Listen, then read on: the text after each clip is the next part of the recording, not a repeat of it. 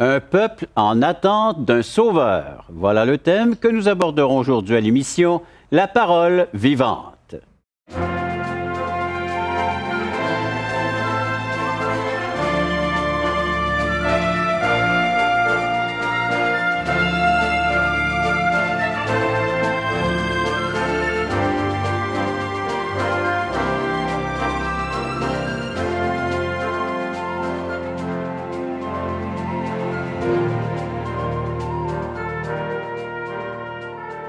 Mesdames, Messieurs, bonjour, bienvenue à l'émission La Parole vivante. Nous allons quitter pour une courte période, la série de l'enseignement du livre des Actes pour une émission spéciale, une demi-heure. Nous voudrions vous parler de la naissance de Jésus, de la nativité de Jésus, basée sur le texte de l'Évangile selon Luc, chapitre 2. Nous voyons des personnes qui attendent impatiemment la venue de quelqu'un qui pourrait venir les libérer, les sauver. On va regarder le contexte de tout ça avec mes deux invités, mes deux acolytes. Jeff, bonjour. Déjà. Simon, bonjour. Bonjour. Donc, pour la période d'une émission, on va regarder la naissance d'un sauveur. Noël. Noël, la nativité. Voilà. Vous êtes prêts? On est prêts. Vous êtes prêts, vous aussi, à la maison, hein? Il y a des notes à prendre. Il va y avoir des choses certainement intéressantes à faire ressortir de ce texte. Est-ce que tu nous fais la lecture au chapitre 2? Pas tout le chapitre 2. Non, non. Mais on peut peut-être y aller par section pour se situer d'abord dans le temps, comme Luc le bâtit. Là. Donc, peut-être des versets 1 à 7. Alors, 1 à 7 de Luc chapitre 2. En ce temps-là parut un édit de César Auguste ordonnant un recensement de toute la terre. Ce premier recensement eut lieu pendant que Quirinius était gouverneur de Syrie. Tous allaient se faire inscrire, chacun dans sa ville. Joseph aussi monta de la Galilée, de la ville de Nazareth, pour se rendre en Judée, dans la ville de David, appelée Bethléem, parce qu'il était de la maison et de la famille de David, afin de se faire inscrire avec Marie, sa fiancée, qui était enceinte. Pendant qu'il était là, le temps où Marie devait accoucher arriva, et elle enfanta son fils premier-né. Elle l'emmaillota, le coucha dans une crèche, parce qu'il n'y avait pas de place dans l'hôtellerie. Donc, on situe le temps. C'est au temps du César Auguste. Donc, c'est le deuxième. Le premier, c'est Jules. Il s'est fait assassiner. Et puis, par après, Auguste a pris ce fameux titre. Il donné un titre après, être un César. C'est un titre. C'est un titre, oui. Et puis, lui, il veut faire justement un recensement. Ici, l'expression de toute la terre, on comprend que c'est l'Empire romain. Okay. C'est parce qu'il y avait d'autres peuples ailleurs. C'est assez grand quand même. Oui, c'était assez grand. Et puis... il situe, Luc, entre autres, de manière historique, qu'il y avait eu un autre recensement. Et donc, c'est un deuxième recensement. Ça fait qu'on est situé déjà dans le temps, dans l'histoire. Et ça, c'est important pour nous parce que, contrairement à ce qu'on pourrait croire, Jésus ne fait pas partie de mythes. Dans le sens des héros fabuleux qui auraient été imaginés, comme chez les Grecs ou les Romains ou encore dans les autres peuples. Donc, on est situé dans le temps. Et la Bible va toujours nous situer des époques, le temps. Par exemple, la déportation des Juifs dans l'Ancien Testament se fait sous le règne des Babyloniens. Ou encore une fois, celui des royaumes du Nord. Tu sais. Il y a Israël dans le Nord, parce qu'Israël s'était divisé en deux. Israël du Nord était déporté sous les Assyriens. Israël du Sud, qui est Juda, les Babyloniens. Donc, on a toujours des époques. Qu'on peut vérifier avec les dates. Oui, exactement. Ouais. Voilà, c'est ça. Et puis, je me rappelle d'avoir entendu un témoignage chez quelqu'un, je pense en Inde, qui avait reçu une Bible, tu sais, un Nouveau Testament. Et il a commencé à lire ça. Premier livre, Matthieu, il y a une généalogie. Fait que souvent, on se demande, ça intéresse qui? Lui, après avoir lu la généalogie, il a été voir finalement la personne qui avait donné la Bible en disant, écoute, j'y crois. Fait que là, je dis, attends, tu crois quoi? Tu as lu un chapitre. C'est ça, c'est une généalogie. Oui. Mais lui, c'est comme il dit, c'est la première fois que je réalise que votre foi, elle remonte dans le temps. Tandis que moi, ce qu'on m'a appris, ça remonte dans un non-temps. Un néant. C'est comme, tu sais, c'est des légendes, tu comprends? Et puis lui, ça l'avait impressionné, puis il dit, est-ce que le reste de la Bible est comme ça? Puis il a dit oui, il dit même, il y a un livre dans que ce soit les Nombres ou ainsi de suite, ça, les Chroniques. Les Chroniques, les 11 premiers chapitres. Ça. Et puis, il était extrêmement impressionné de voir que Dieu s'adresse à des êtres humains dans le temps. C'est pour ça que nous, les chrétiens, très tôt dans l'histoire, on a récupéré des époques. Personne ne sait exactement quand Jésus est né. C'est au printemps, est-ce que c'est en été, l'automne, l'hiver? On ne sait pas. Sauf que les premiers chrétiens ont récupéré finalement une fête qui se faisait, autant en Israël qu'on appelle la Hanouka, là, la fête des Lumières, que chez les païens, où on faisait le retour du soleil, on célébrait le retour du soleil. Là, on s'en va vers la fin d'un seul, puis on rentre finalement dans une autre période. C'est pour ça que Noël est après dans cette période-là, tout dépendant de la culture. Là, on voyait disparaître tranquillement le soleil. C'est ça, puis quand c'est le retour, il y a les fêtes de la lumière. Donc quand Jésus dit « Je suis la lumière du monde », ils se sont dit « Écoute, on va récupérer une fête qui est déjà célébrée chez les païens, et puis on va leur donner un sens qui est plus véritable, la venue du Sauveur. » Fait que c'est pour ça qu'en bas, c'est pas une grosse misère. Il y a des gens qui ont peur des sapins de Noël, là, mais c'est pas trop grave. T'sais. Donc ici, c'est durant le temps d'Auguste César. On est avant Jésus-Christ en passant. Oui, ben oui. C'est ça le problème. Parce que ça dépend je pense que c'est un pape qui a commencé à faire le premier calendrier. Puis quand on a recalculé plus tard, on a réalisé que c'est ça, Jésus est né en -4. 4 ans avant qu'il naisse, il est né.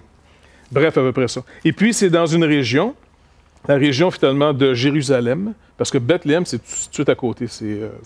Aujourd'hui, ça touche Jérusalem qui s'étend. Et puis, la fameuse petite crèche, c'est une grotte. Puis ici, il n'y a pas de place à l'hôtellerie, d'abord parce que le tourisme à l'époque, c'était pas tellement développé. Ça fait que, il n'y en a pas des tonnes, les hôtels. Puis c'est des petites places, là. Et il ne faut pas oublier que tout le monde se déplace pour retrouver son lieu d'origine. Voilà, le recensement. C'est ça. Donc, lui, Joseph, normalement, avec sa famille, est établi dans le nord du pays, dans la Galilée. Mais à cause du recensement, il est obligé de retrouver finalement de la tribu, il fait partie de la tribu de Juda.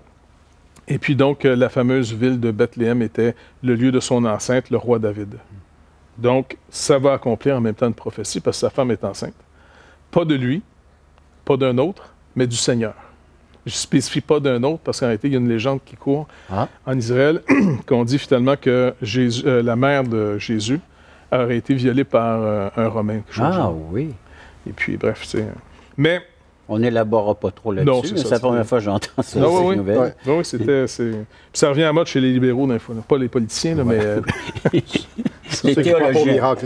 Les théologiens libéraux. C'est ça. Donc, pour dire finalement que s'accomplit ici la parole du Seigneur encore, qu'on pourra peut-être voir après la pause. Oui. On va à une pause. Oui.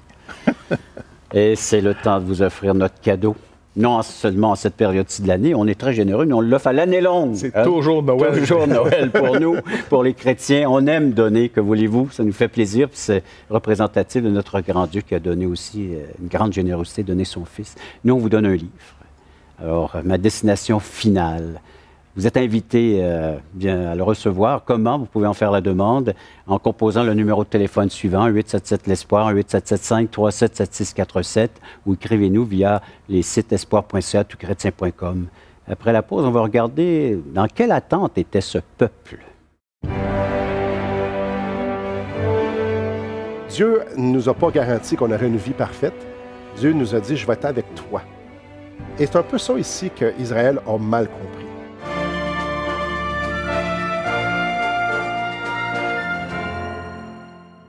Assistez à un merveilleux déjeuner de l'espoir dans votre région. Un invité vous racontera comment Dieu a transformé sa vie et comment son cœur, souffrant, a trouvé une joie indicible en développant une relation personnelle et intime avec Dieu et son Fils Jésus-Christ.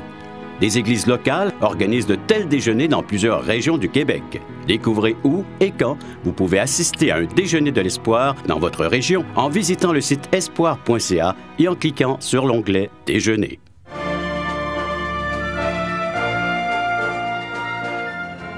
Aujourd'hui, on regarde la naissance, la nativité de Jésus dans une période où le peuple était en attente. Quelle était son attente? Vous êtes peut-être vous aussi en attente de quelque chose présentement en cette période-ci de l'année. Le peuple était en attente de quoi? Bien, on peut lire dans Luc, chapitre 2, au verset excusez-moi, 25. « Et voici, il y avait à Jérusalem un homme appelé Siméon. Cet homme était juste et pieux. Il attendait la consolation d'Israël et l'Esprit Saint était sur lui. » Il attendait la consolation. La consolation d'Israël. Regardez au verset 38. « Étant arrivée, elle aussi, à cette même heure, elle louait Dieu et elle parlait de Jésus à tous ceux qui attendaient la délivrance de Jérusalem. » Alors, la consolation, la délivrance, mais concernant la nation. Regardez, au fil de l'histoire d'Israël, il y a eu plusieurs tendances. La tendance que le peuple, on voit ça souvent dans les juges. Le peuple fait à peu près n'importe quoi. Ils vivent comment eux, ça leur semble bon. Ils vivent tout croche. Dieu, on le met de côté. Puis on vit selon les désirs de nos cœurs. Souvent, dans leur cas, on se tourne vers d'autres dieux. Et là, venaient les conséquences. Et les conséquences, comme vous savez, c'est jamais le fun. Donc, après ça, se tourner vers Dieu. Seigneur, viens nous délivrer. Qu'est-ce que Dieu faisait? Envoyait un juge et il les délivrait. Et ce cycle-là revient beaucoup dans le livre des juges. Et on le voit régulièrement où est-ce que lorsque le peuple d'Israël était dans la souffrance, était en déportation, il criait à l'Éternel. Le Seigneur, viens nous délivrer, viens nous délivrer, viens nous délivrer. Et Dieu a fait beaucoup de promesses que sa miséricorde était pour être avec eux et qu'il viendrait les délivrer. Donc, le peuple attendait à ce que Dieu vienne les délivrer. Là, on en a parlé tantôt, sous l'Empire romain. L'Empire romain, il n'était pas nécessairement chez eux, il était dans l'Empire romain, donc il était gouverné. Sous le joug. Très bon point, sous le joug. Et là, eux, ils attendaient la promesse. Ils attendaient de se faire libérer. Ils attendaient quelqu'un envoyé par Dieu qui viendrait leur faire posséder leur propre pays, leur propre nation, qui pourrait s'auto-gouverner. J'aimerais vous lire Jérémie au chapitre 23, au verset 5, juste une de ces promesses-là qu'on peut lire ici. « Voici les jours viennent, dit l'Éternel, où je susciterai à David. » Il y avait une promesse qui avait été faite à David. Qui manquerait sur le roi David, pour le roi David, qu'il n'y aurait jamais personne qui manquerait sur son trône. Donc, où je susciterai à David un germe juste. Il régnera en roi et prospérera. Il pratiquera la justice et l'équité dans le pays. Donc, les gens ont vu des promesses comme ça, mais ils ont dit, il va y avoir quelqu'un qui va venir nous délivrer. Il y a quelqu'un qui va arriver ici, et eux, ils attendaient probablement un général comme Josué, qui était pour venir sortir les Romains, faire le ménage, et tout était correct. Et eux, ils attendaient vraiment de se faire libérer, comme tu l'as dit, d'une façon nationale. Dieu avait un autre plan en tête. Et souvent, ça me fait penser, quand on parle aux gens, souvent dans le temps des fêtes, il y a des gens qui sont seuls. À Noël, le 24, c'est une réalité. Il y a des gens qui, c'est pesant pour eux parce qu'ils sont seuls. Et beaucoup de gens, dans cette période-là, même tout au fil de l'année, attendent des délivrances. Et souvent, les délivrances vont arriver, on va s'attendre à un conjoint, une conjointe. Une délivrance, les maux physiques. Il y en a qui souffrent énormément et qui disent « moi, j'aimerais tellement ça, être guéri. » Ils font ce qui est nécessaire pour être guéri. Des fois, ça ne vient pas. Une délivrance, on peut mettre à peu près n'importe quoi. Les enfants qui sont partis, qui aimeraient tellement ça, qui pourraient se revenir ou en mauvais termes, puis ils aimeraient venir en bon terme. Les gens attendent. Et bien souvent, les gens vont mettre ça sur la faute, malheureusement, sur la faute de Dieu. Dieu, c'est le grand coupable. Dieu est toujours en retard. Dieu ne me donne jamais ce que je veux. Puis ça, on méprend souvent Dieu avec le Père Noël là-dedans. Dieu ne nous a pas garanti qu'on aurait une vie parfaite. Dieu nous a dit, je vais être avec toi. Et c'est un peu ça ici qu'Israël a mal compris. Dieu ne leur a pas promis, je vais clairer tous vos problèmes, ça va bien aller, je vais vous libérer des... Non, Dieu a dit, je vais envoyer un libérateur. Je vais envoyer un sauveur. Je vais envoyer quelqu'un... Dieu avait à cœur leur âme. Dieu voulait libérer d'eux autres mêmes. Ces gens-là étaient sous la loi, étaient sous le joug, en fait sous le joug, sous la compréhension qu'ils pouvaient plaire à Dieu par leurs œuvres. Dieu leur dit non. La loi amène la condamnation. Tu ne peux pas être parfait. Tu ne peux pas venir à moi. C'est moi qui dois venir à toi. Donc, il envoie Jésus. Car Dieu a tant aimé le monde qu'il a donné son Fils unique, afin que quiconque croit en lui ne périsse point, mais qu'il ait la vie éternelle. Dieu a donné son Fils à ma place pour que je puisse être sauvé par lui. Donc, Dieu vient régler un problème de péché, vient de régler un problème de condamnation, de justice, et non pas dire ça va tout aller bien dans ma vie. Et ce qui est triste, j'aimerais ça vous le lire aussi, dans Jean 3, c'est que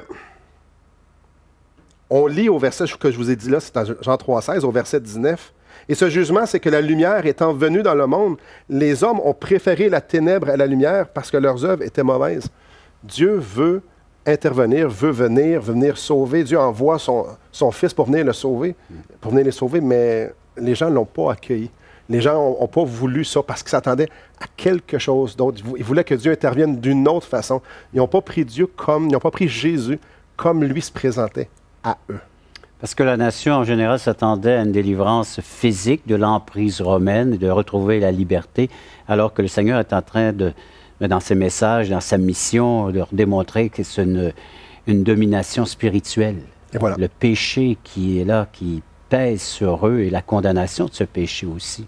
Mais quelques-uns l'ont reconnu, de voir que ce petit bébé qui était là dans les bras, dans les mains de Marie, était le libérateur, le consolateur, tant attendu. Quelques-uns, Siméon et Anne, entre autres. Après la pause, on va poursuivre l'enseignement de Luc, chapitre 2.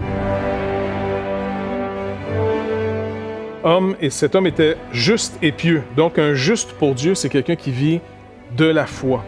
Il a confiance dans ce que Dieu dit. Ça, c'est ce que Dieu aime.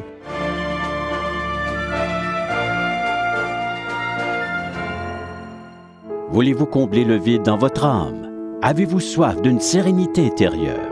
La souffrance de votre cœur vous lasse-t-elle?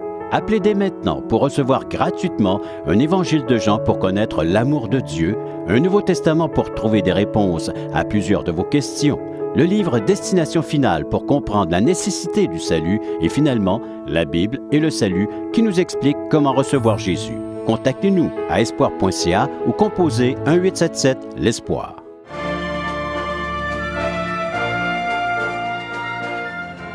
Notre thème aujourd'hui, un peuple en attente d'un sauveur. Quelle était l'attente de ce peuple? Il y a beaucoup de détails dans les Saintes Écritures concernant cette attente.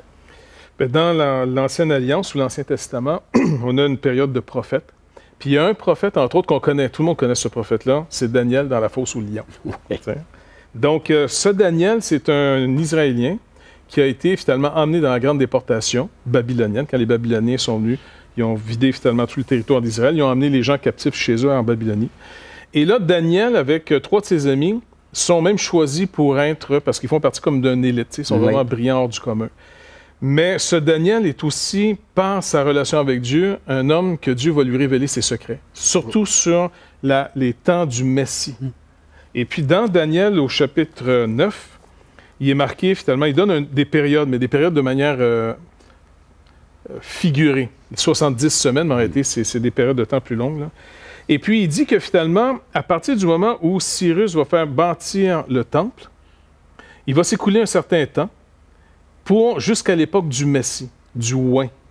Et puis, c'est pour ça qu'à cette époque-là, on a beaucoup de gens qui attendent, comme tu avais mentionné, toi aussi, je pense, Siméon, et puis aussi Anne ouais. qui était prophète. Il dit, en ce temps-là, il y a à Jérusalem un homme appelé Siméon, donc toujours dans Luc 2. Homme, et cet homme était juste et pieux. Donc, un juste pour Dieu, c'est quelqu'un qui vit de la foi.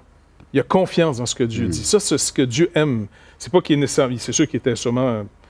Alors, il s'est nourri de ces promesses-là de l'Ancienne Exactement. Alliance. Et puis, il dit, il attendait la consolation d'Israël. Il attendait ce libérateur-là. Donc, il savait que c'était à quelque part dans sa période à lui de temps. Mais c'est pour ça aussi que l'histoire nous rappelle qu'il y a aussi beaucoup de faux messies à cette époque-là. Puis les gens y croyaient, pas parce qu'ils étaient plus crédules qu'à d'autres époques, mais parce que la période était propice. On dit que, à partir du moment où Dieu va faire rebâtir par Cyrus le Perse le temple à Jérusalem qui avait été détruit par les Babyloniens, cette période va aller jusqu'au Messie. Et ce oint, ce Messie, ce Christ, va finalement être un libérateur. Mais comme tu le rappelles, il s'attendait à être libéré, c'est tout à fait normal, de les oppresseurs physiques, les Romains, ou soit de leur maladie ou un manque. De payer les impôts et tout le reste. C'est une grosse délivrance. Fait que, mais maintenant... il y avait une autre dette. Encore plus. La dette la plus grande, finalement, c'est que comment on peut se présenter devant un Dieu juste?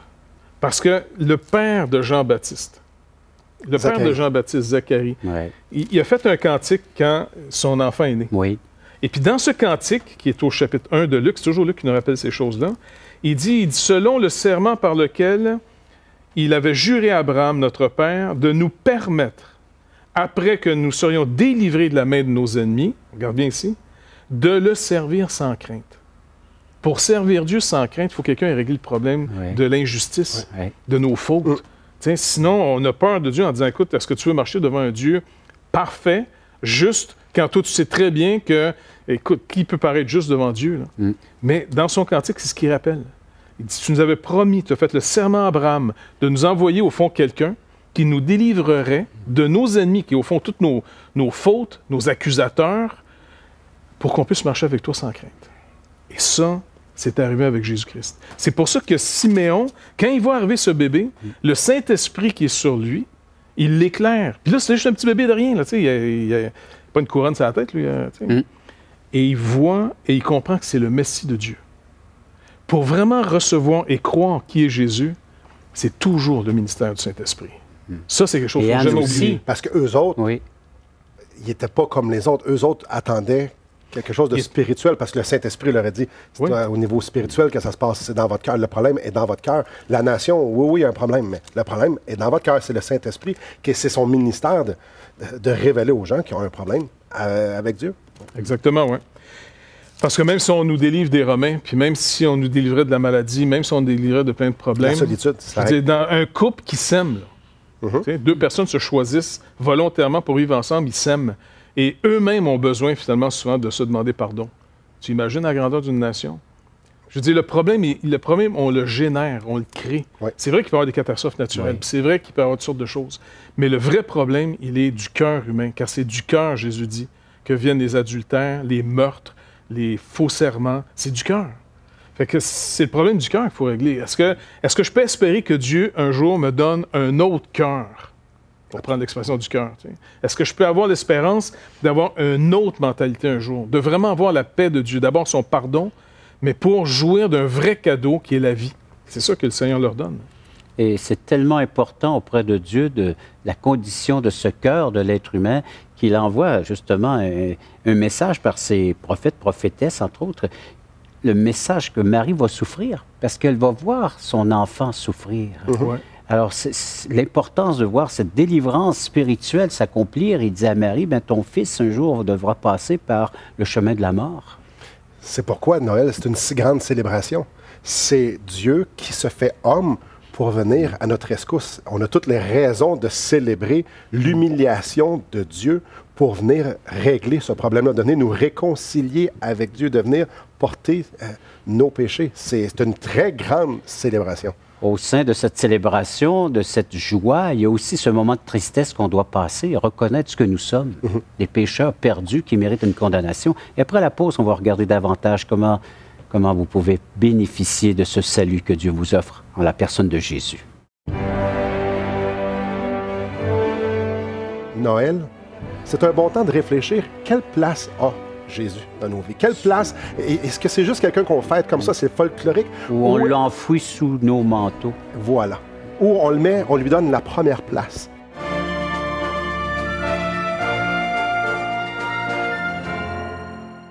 Espoirpourlecoeur.org aborde des problèmes que tous peuvent rencontrer un jour.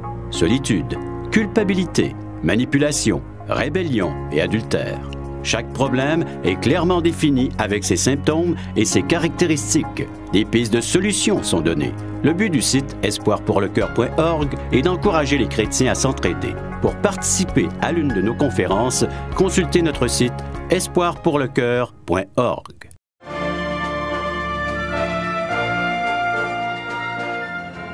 En cette naissance de ce bébé, Jésus, certains ont vu en lui cette délivrance, cette consolation. Comment aujourd'hui puis-je moi aussi voir en cette naissance, en ce Jésus qui accomplit sa mission, une délivrance et une consolation? Bien, je crois qu'avant d'arriver là, il y a un certain obstacle. Et ces gens-là, il y a quelqu'un qui dit à un moment donné, « Moi, Jésus, c'est un roi. Je vais le faire tuer. » Il a fait tuer tous les bébés en bas de 2 ans, en espérant de tuer ce roi-là qui venait déranger un peu sa façon, qui était une atteinte à sa royauté. Il dit non, à sa position. À sa position, exactement. Je vais l'écarter. Et c'est spécial parce qu'aujourd'hui, Jésus fait la même chose. Il dérange beaucoup de gens. Et souvent, c'est beaucoup plus facile de dire à Jésus, tasse-toi, moi, je veux faire mes propres affaires. Nous, on veut s'occuper, on veut aller chercher notre espoir, on va aller chercher notre joie, on va aller chercher notre délivrance à plein de places. Mais on tasse Jésus, lui qui est le seul espoir, c'est lui qui est la vie.